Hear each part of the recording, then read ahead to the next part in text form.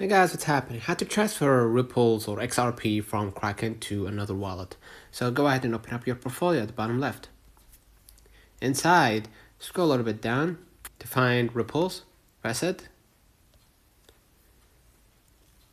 Then what you're going to do, under your balance, you're going to find deposit withdraw. Hit withdraw. And make sure to select a network. And it says right here, the network is Ripple. So what I'm going to do, I'm going to just paste the address generated by the other wallet, right?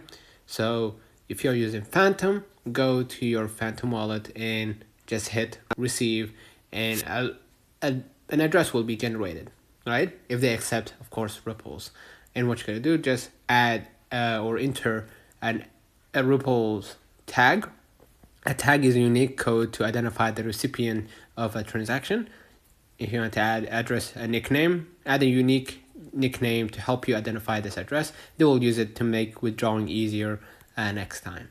So basically, after you fill in all these details, hit add withdrawal address, enter the amount obviously you want to transfer, and in a matter of minutes you're gonna receive it. You're gonna receive it in the platform. So let me know in the comments if this video helped you. Don't forget to like and subscribe. See you in the next one.